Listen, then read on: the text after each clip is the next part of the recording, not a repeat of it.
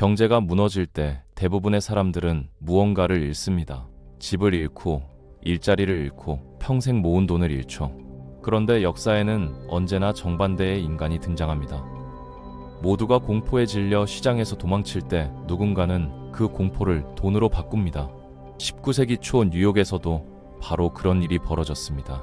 경제가 흔들리고 사람들이 파산하던 바로 그 시기, 단 한 남자는 조용히 수표를 꺼내 들었습니다. 그리고 아무도 관심 갖지 않던 땅을 한 블록씩 한 블록씩 사들이기 시작합니다. 그곳은 훗날 세계에서 가장 비싼 땅이 되는 곳, 바로 맨해튼이었습니다. 몇십 년 뒤 사람들은 뒤늦게 깨닫게 됩니다. 뉴욕의 심장부 대부분이 이미 한 남자의 손에 넘어가 있었다는 사실을. 그의 이름은 존 제이콥 애스터. 하지만 그의 성공은 우리가 흔히 듣는 아메리칸 드림 같은 이야기와는 조금 다릅니다. 그가 만든 돈의 출처를 따라가 보면 거기에는 모피 독점, 아편 무역, 그리고 의회를 움직여 경쟁자를 합법적으로 제거한 정치 공작이 등장합니다. 더 놀라운 사실은 독일에서 건너온 정육점 집안의 가난한 이민자 아들이 이 모든 일을 발판 삼아 미국 역사상 최초의 초거대 부자가 되었고, 그가 사들인 땅 위에서 훗날 100년 넘게 뉴욕을 움직인 거대한 가문이 탄생했다는 점입니다. 도시 하나를 사들인 남자, 그리고 그 도시를 가문의 왕국으로 만든 이야기. 오늘은 존 제이콥 애스터가 어떻게 가난한 이민자에서 맨해튼에 보이지 않는 지배자가 되었는지, 그리고 그 과정에서 벌어진 돈, 권력, 그리고 도시를 통째로 사들인 역사를 지금부터 하나씩 파헤쳐 보겠습니다. 존 제이콥 아스터가 태어난 곳은 지금의 독일 발도르프라는 작은 시골 마을이었습니다. 아버지는 동네 정육점을 운영했고 집안에는 특별한 배경도 자산도 없었죠. 하지만 그에게는 한 가지 남다른 점이 있었습니다. 그것은 재능도 운도 아니라 지금 이 자리에서 반드시 벗어나고야 말겠다는 집착 수준의 욕망이었습니다. 16살에 마을을 등진 그는 영국 런던으로 건너갔고 형이 일하던 악기 제조 가게에서 일을 시작했습니다. 화려한 시작은 아니었지만 그 경험이 그에게 처음으로 도시가 어떻게 작동하는지, 사람들이 어떤 방식으로 돈을 버는지를 직접 보여줬죠. 1783년 미국 독립전쟁의 포성이 잦아들고 대서양 항로가 다시 열리자 아스터는 즉시 서쪽으로 향하는 배에 올라탔습니다. 그가 가진 자산은 팔아봐야 약 $25 정도 되는 플루트 몇 개가 전부였습니다. 그런데 그 항해 도중에 그의 인생을 바꾸는 대화가 있었습니다. 같은 배에 탄 누군가가 미국 북부 모피 무역의 수익성에 대한 이야기를 꺼냈고 아스터는 그 정보 하나를 자신의 미래 청사진으로 삼기로 했죠. 정보 하나가 한 사람의 방향을 완전히 바꿔놓을 수 있다는 사실을 그는 그 배 위에서 몸소 증명한 셈입니다. 미국에 도착한 뒤 그는 곧바로 모피 관련 일을 배우기 시작했고 1786년에는 뉴욕시에 자신만의 모피 가게를 열었습니다. 당시 타이밍은 상당히 좋았습니다. 유럽 귀족들 사이에서 비버 모피로 만든 모자가 유행처럼 번지면서 수요가 가파르게 올라가고 있었고 공급망은 여전히 불안정한 상태였죠. 그가 다른 상인들과 달랐던 점은 단순히 물건을 사고 파는데 머물지 않았다는 겁니다. 그는 직접 미국 대륙 내부로 파고들어 원주민 공동체와 직접 거래 관계를 만들었고 그들이 가진 지형 지식과 사냥 기술을 자신의 공급망에 녹여냈습니다. 1808년 그는 미국 모피 회사를 정식 법인으로 설립했고 이후 수십 년에 걸쳐 오데오 주변 지역과 미국 중서부 전역으로 네트워크를 뻗어나갔습니다. 세인트루이스가 핵심 거점이 되면서 내륙 깊숙이 연결된 공급 경로가 완성됐죠. 전성기에 그의 회사는 미국 전체 모피 시장의 약 92%를 쥐고 있었습니다. 시장 점유율이 높은 회사가 아니라 사실상 경쟁자 자체가 없는 구조였죠. 이게 어떻게 가능했을까요? 단순히 사업을 잘한 것만으로는 설명이 안 됩니다. 아스터는 정치적 영향력을 사업의 핵심 도구로 활용했습니다. 의원들에게 꾸준히 접근하며 자신에게 유리한 방향으로 법을 바꿔달라고 압박했고 그 노력이 실제로 결실을 맺었죠. 결정적인 전환점은 1812년 전쟁이었습니다. 당시 그의 팀이 콜롬비아 강 하구에 세운 전략 거점 아스토리아가 영국군의 위협 앞에 캐나다 회사의 헐값으로 넘어갔고 그와 함께 오대호 이남의 광대한 무역 네트워크도 흔들리기 시작했습니다. 일반적인 사업가라면 손실을 인정하고 다음 기회를 찾았겠지만 아스터는 그러지 않았습니다. 그는 의외로 직행해서 외국인이 미국 영토 안에서 모피 사업을 운영하지 못하도록 막는 법안을 밀어붙였고 1816년에 그 법이 실제로 통과됐습니다.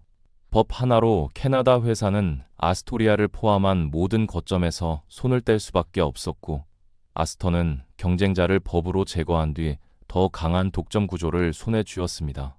6년 뒤에는 추가 판결까지 나오면서 외국 정부와 연결된 무역업체들이 모두 퇴출됐고 혼자 시장을 독식하는 위치에 올랐죠. 그의 본질을 이해하려면 이 지점을 정확히 봐야 합니다. 그는 돈을 버는 것과 동시에 그 돈이 계속 들어올 수 있는 환경 자체를 설계하는 데 탁월했습니다.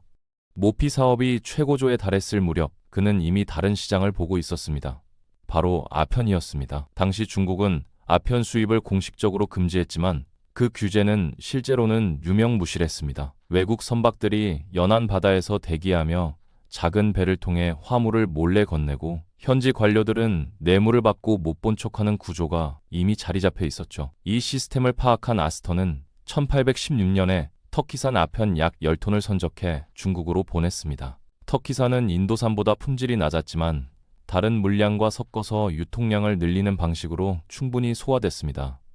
이 거래에서 정확히 얼마를 벌었는지는 아직도 역사학자들 사이에서 논쟁이 계속되고 있습니다. 다만 가장 낮은 추정치조차 수십만 파운드 수준이었으니 그 수익성이 얼마나 압도적이었는지는 미루어 짐작이 가능하죠. 더 놀라운 건 그가 뉴욕 시민들에게도 아편을 판매했다는 사실입니다. 신문에 버젓이 광고를 내면서요.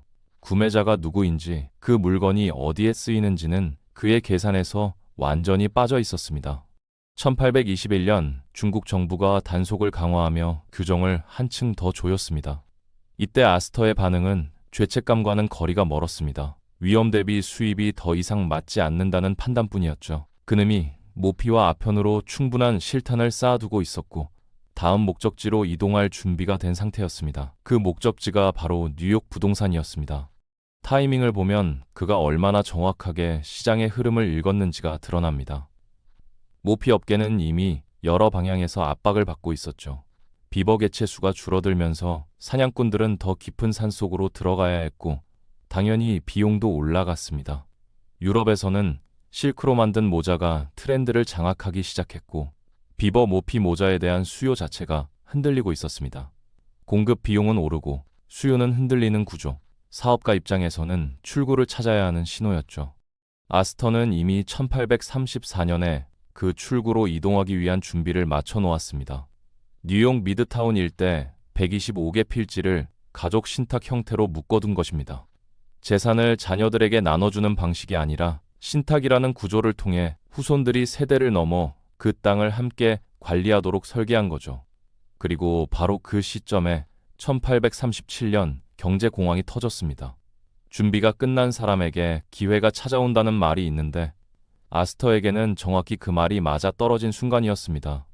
토지 투기 거품이 한꺼번에 꺼지면서 부동산 가격이 수직으로 떨어졌고 줄줄이 은행이 문을 닫았으며 수천 가정이 집을 잃었습니다. 뉴욕주 의회가 서민들의 채무 상환을 1년간 유예시켜야 할 만큼 상황은 참혹했죠. 대부분의 투자자들이 자산을 던지며 시장을 빠져나갈 때 아스터는 정확히 반대 방향으로 달렸습니다. 그는 오늘날 가치로 약 750만 달러에 해당하는 돈을 투입해 맨해튼 부동산을 사들였습니다. 가격이 가장 낮고 혼란이 극에 달한 그 순간에 가장 적극적으로 움직인 거죠.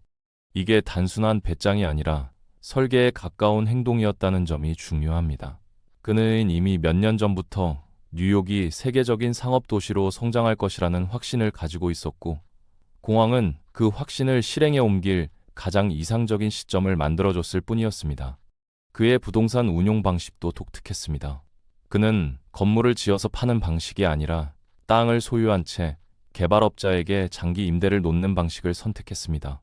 개발업자는 그 땅 위에 건물을 올리고 세금과 유지 보수비를 스스로 감당하는 구조였죠. 아스터에게 비용이 떨어질 일이 거의 없었습니다. 임대 계약이 끝나면 건물이 고스란히 그의 손으로 넘어오는 경우도 많았고, 지역이 발전하면 임대료를 올려받으면 그만이었습니다. 아무것도 하지 않아도 도시가 성장할수록 그의 자산 가치가 자동으로 올라가는 구조를 처음부터 만들어 놓은 거죠. 그는 파크 극장이나 아스터 하우스 호텔, 모우크 앤 허드슨 철도 같은 사업에도 자금을 댔는데, 그것이 단순한 투자인 동시에 주변 땅의 가치를 끌어올리는 장치이기도 했습니다. 1842년 미국 모피 회사가 공식적으로 해산되었습니다. 아스터는 모피 사업에서 완전히 발을 뺐고, 이후에는 뉴욕 부동산에만 집중했습니다. 도시 전역에 수백 채의 주택과 상가를 지었고, 그 과정에서 가족 재산의 규모는 계속해서 불어났습니다. 일부에서는 그를 가혹한 집주인이라고 비판했습니다. 실제로 그의 건물에서 살던 세입자들이 열악한 환경에 대한 불만을 쏟아내기도 했죠. 그는 낡은 연립주택을 개선하려는 시도를 했다고 항변했지만, 그 진정성에 대해서는 여전히 엇갈린 평가가 남아 있습니다.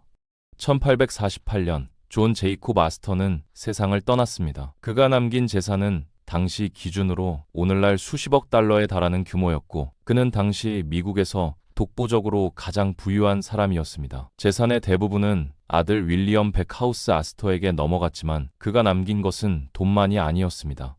이스트 빌리지에 무료 도서관을 세우는데 약 40만 달러를 기부했는데, 오늘날 가치로 1000만 달러를 넘는 금액이었죠. 그 아스터 도서관은 이후 제임스 레녹스가 수십 년에 걸쳐 수집한 희귀 서적 컬렉션과 전 뉴욕 주지사 사무엘 틸드의 유산이 합쳐지면서 오늘날 뉴욕 공공도서관의 직접적인 뿌리가 되었습니다. 가문의 영향력은 다음 세대에서도 이어졌습니다. 존 제이콥의 증손자인 윌리엄 월도프 아스터는 뉴욕주 의회 의원을 거쳐 미국의 이탈리아 주재공사로 3년간 활동했고, 1890년에는 아예 영국으로 건너가 귀족 사회 안에 자리를 잡았습니다. 독일 시골 마을에서 시작한 이민자 가문이 대서양을 넘는 왕조로 변모하는 과정이 딱 2세대 만에 이루어진 거죠. 하지만 에스터 가문의 이야기는 여기서 끝나지 않습니다. 그 막대한 부를 이어받아 또 다른 시대를 연 인물이 등장합니다. 바로 존 제이콥 에스터 4세입니다. 그는 단순히 거대한 재산을 물려받은 상속자가 아니었습니다. 오히려 에스터 가문 역사에서 가장 독특하고 이질적인 인물에 가까웠죠. 그는 맨해튼 중심부에 월도프 호텔과 아스토리아 호텔을 확장하며 거대한 호텔 제국을 만들었고, 훗날 뉴욕을 상징하게 되는 호텔 문화의 기반을 사실상 완성합니다. 여기에 그치지 않고 그는 세인트 레지스 호텔을 세우며 당시 기준으로는 파격적인 시설들을 도입했습니다. 객실마다 개인 욕실을 두고 전화와 전기 설비를 갖추는 등 오늘날 럭셔리 호텔의 기준이 되는 개념을 뉴욕에 처음 정착시킨 인물이기도 했습니다. 하지만 그의 관심은 부동산에만 머물지 않았습니다. 그는 신기술과 발명에 강한 집착을 가진 인물이었습니다. 자동차 시대가 막 시작되던 시절, 직접 엔진 장치를 연구해 특허를 냈고, 전동 브레이크 장치 같은 기술에도 투자했습니다. 심지어 당시로서는 매우 이례적으로 미래 전쟁과 기술을 상상한 공상 과학 소설까지 직접 집필하기도 했습니다. 거대한 재산을 가진 부동산 재벌이면서 동시에 발명가이자 미래 기술에 집착한 괴짜 지식인이었던 셈입니다. 그러나 이렇게 거대한 부와 호기심, 그리고 미래에 대한 상상력을 지녔던 그의 이야기는 결국 비극적인 장면에서 멈춰서게 됩니다. 1912년 4월, 세계에서 가장 크고 가장 안전하다고 여겨졌던 호화 여객선 타이타닉호가 처녀 항해에 나섰을 때 그는 그 배 위에 있었습니다. 당시 47세였던 그는 오늘날 가치로 20억 달러가 훌쩍 넘는 재산을 가진 배에 탑승한 사람들 가운데 가장 부유한 승객이었습니다. 하지만 거대한 재산도, 뉴욕을 뒤덮은 부동산 제국도, 그리고 그의 이름을 상징하던 권력도 북대서양의 어둠 바다 앞에서는 아무 의미가 없었습니다. 그날 밤 타이타닉이 빙산과 충돌했을 때 세상을 움직이던 에스터 가문의 후계자 역시 그 배와 함께 역사 속으로 가라앉게 됩니다. 시간이 흐르면서 아스터 가문의 영향력은 조금씩 분산됐습니다. 상속이 여러 갈래로 나뉘었고, 자선 활동과 사회 변화 속에서 재산의 집중도도 낮아졌죠. 미국에 남은 후손들도 있고 영국 귀족 사회에 뿌리를 내린 후손들도 있습니다. 뉴욕에서의 절대적인 지배력은 사라졌지만 그들이 남긴 이름과 건물과 도서관은 여전히 그 도시 안에 남아 있습니다. 아스터 가문의 이야기에서 지금도 사람들이 가장 많이 이야기하는 것은 그들이 얼마를 벌었느냐가 아닙니다. 그 거대한 돈이 왜 사라지지 않았느냐는 것이죠. 그 비밀은 1834년에 만들어진 하나의 장치에 있었습니다. 바로 가족 신탁이었습니다. 이것은 단순히 재산을 자식에게 넘겨주는 상속 장치가 아니었습니다. 오히려 재산이 흩어지지 않도록 묶어두는 구조 설계에 가까웠습니다. 땅을 팔지 않는 대신 평생 임대한다. 맨해튼의 땅은 팔리는 순간 끝나지만 임대되는 순간 세대가 바뀌어도 계속 돈을 만들어내는 기계가 됩니다. 도시가 성장할수록 임대료는 오르고 경제가 커질수록 그 땅의 가치는 더 올라갑니다. 에스터 가문은 그렇게 도시의 성장 자체를 수익으로 흡수하는 구조를 만들어 놓았습니다. 이 방식이 전혀 과거의 이야기가 아닙니다. 오늘날 세계 곳곳의 초부 유층 가문들은 패밀리 오피스를 만들고 복잡한 투자 구조를 설계하고 자산을 하나의 거대한 틀 안에 묶어 관리합니다. 목적은 단 하나, 재산이 세금과 상속, 분쟁 속에서 흩어지지 않도록 하고 가문의 통제력을 세대를 넘어 유지하는 것이죠. 그리고 놀랍게도 존 제이콥 에스터는 이미 200년 전 그 청사진의 상당 부분을 그렸습니다. 그리고 그가 만든 구조가 지금도 여전히 작동하고 있죠. 결국 역사는 이렇게 말해줍니다. 진짜 힘은 통장에 찍힌 숫자에 있는 것이 아니라 그 숫자가 사라지지 않도록 붙잡아두는 구조에 있습니다. 독일의 작은 시골에서 태어난 한 정육점 집안의 아들이 결국 세상에 남긴 것은 단순한 거대한 재산이 아니었습니다. 그가 남긴 것은 돈이 세대를 넘어 계속 살아 움직이도록 만드는 방법. 그리고 어쩌면 그것이야말로 진짜 권력이 어떻게 만들어지는지에 대한 가장 오래된 설계도였는지도 모릅니다.